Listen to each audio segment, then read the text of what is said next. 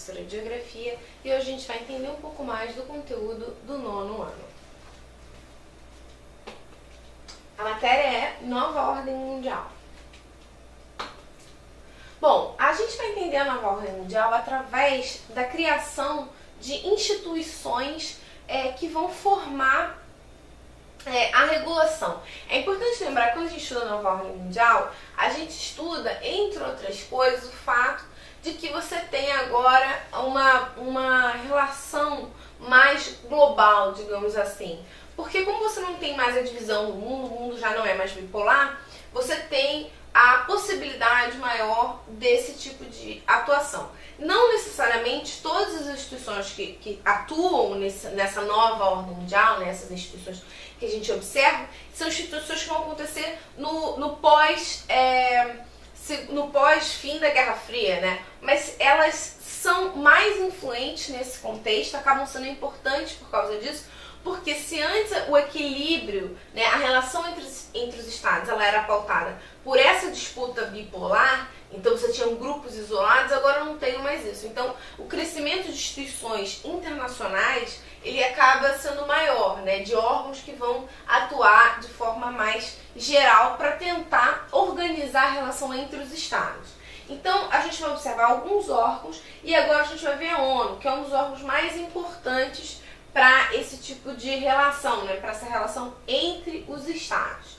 Bom, a ONU, também conhecida como Organização das Nações Unidas, ela é uma organização internacional formada por países que se reuniram voluntariamente para trabalhar e desenvolver a paz e o desenvolvimento mundial. Além da questão da paz, outras questões são discutidas dentro da ONU, como combate à fome, combate a epidemias, desenvolvimento de políticas de respeito às mulheres. Então você tem várias divisões dentro da ONU, vários grupos que trabalham com refugiados, que trabalham com imigrantes, que trabalham com uma série de agendas, né, crianças e tudo mais. A gente vai ver aqui alguns órgãos principais da ONU que tem como função discutir uma série de questões. É importante falar que esses países, né, membros, eles se voluntariaram e é uma tentativa de você evitar uma grande guerra. A Liga das Nações era uma instituição que foi criada antes da ONU, que não deu certo, porque você teve uma outra grande guerra, e a ONU foi criada em seguida para tentar, no final da Segunda Guerra Mundial, para tentar evitar que esse contexto de guerra se voltasse novamente a acontecer. Então, uma forma de você evitar a guerra mundial, uma guerra com grandes proporções, seria justamente a atuação da ONU. A ONU pode atuar em várias questões, e aqui, por exemplo, a gente vê uma foto que é uma foto curiosa, que é uma foto da missão de paz da ONU, que é liderada pelo Brasil no Haiti. Então aqui a gente vai ver o capacete da ONU, que esse capacete UN significa Nações Unidas em inglês. Ele é o capacete que diz que aquilo não é uma missão, uma ocupação militar de um país, e sim uma ocupação humanitária liderada pela ONU, né?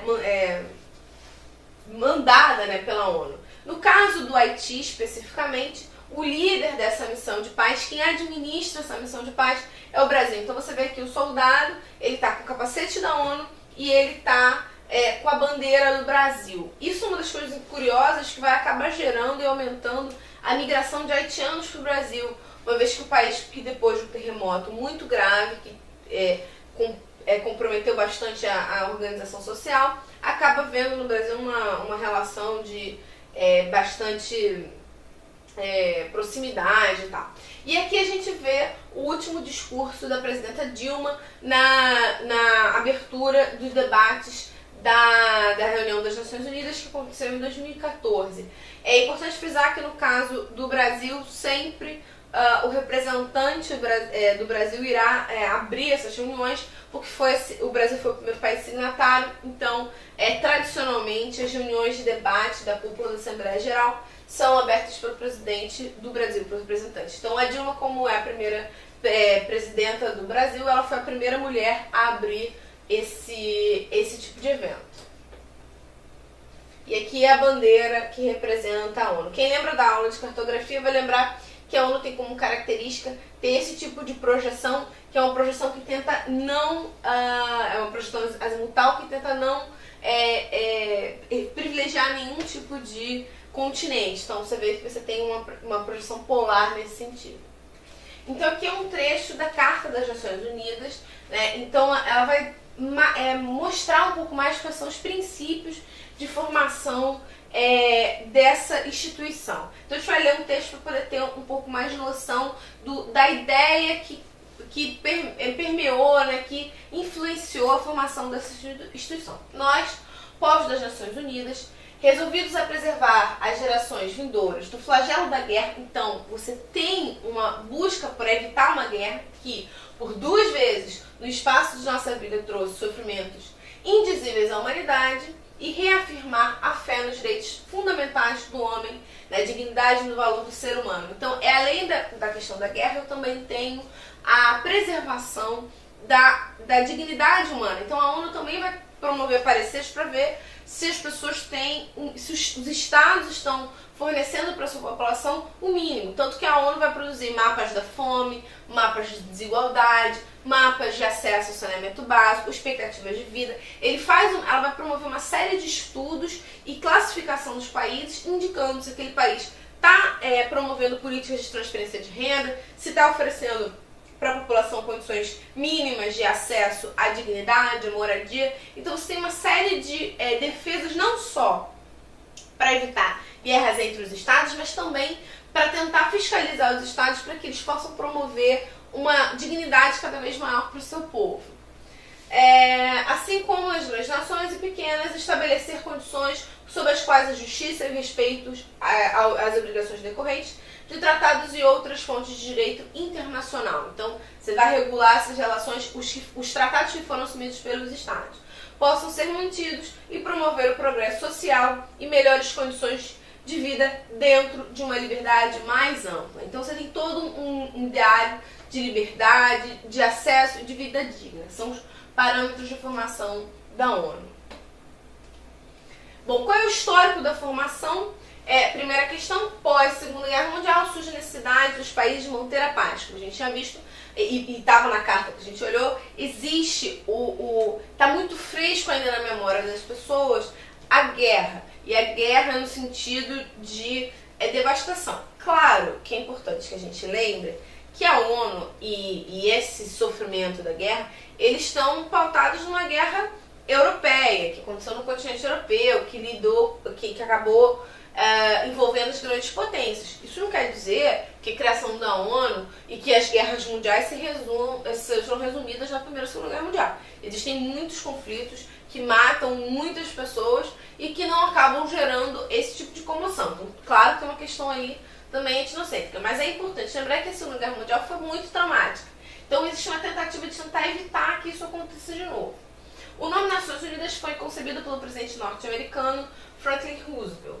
Esse nome foi utilizado pela primeira Declaração das Nações Unidas em 1º de janeiro de 1942. A Carta das Nações Unidas foi elaborada em 25 de abril, de 25 de abril a 26 de julho de 1945. Foi a carta que a gente viu, que é a carta aberta de tentar criar parâmetros para a formação das Nações Unidas.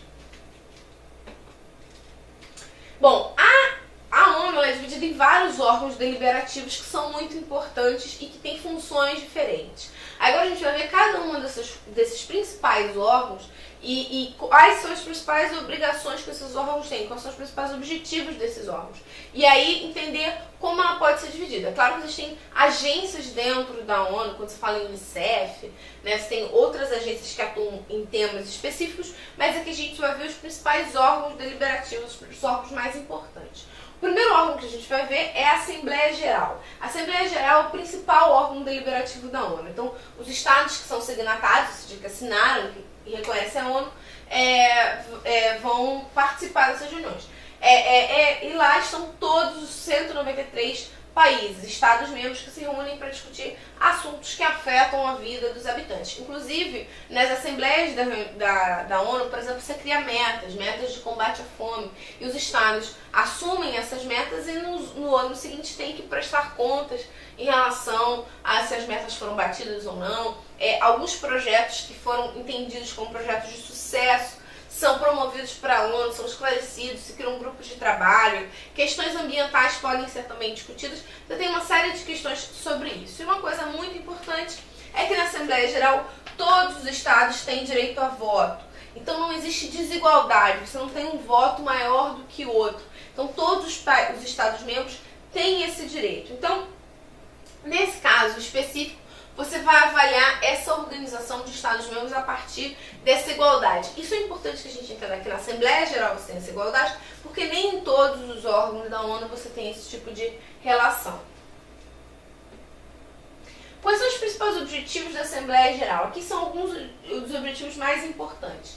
Discutir e fazer recomendações sobre todos os assuntos em pauta na ONU. Então você cria uma série de assuntos, os Estados-membros vão discutir, vão criar. Isso é um espaço de diálogo. A Assembleia Geral é para você evitar que exista uma guerra. Então, como você evita uma guerra? Com um espaço diplomático, espaço de diálogo.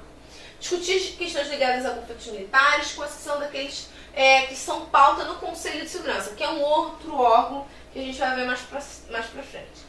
Discutir formas e meios para melhorar as condições de vida das crianças, jovens e das mulheres, tanto que a gente tem ONU Mulheres. Inclusive, recentemente existe o lançamento de uma campanha que foi muito difundida no mundo, que é uma campanha chamada He for She, que é uma campanha da ONU Mulheres, que é ele por ela, uma tradução em português, e que acabou ganhando uma grande projeção porque teve um discurso da atriz chamada Emma Watson, que foi uma atriz que representou o papel da Hermione na saga de Harry Potter. Então é uma atriz jovem, muito jovem, que tem uma grande projeção, e ela fez um discurso muito emocionado na abertura dessa campanha, para mostrar que você tem a adesão de jovens e muitas vezes algumas estrelas de Hollywood participam disso para tentar dar uma projeção maior. No caso dessa campanha específica lançada pela ONU Mulheres, era uma chamada aos homens que participem também das lutas pela causa das mulheres, pelas lutas femininas, porque também se entende que eles também estão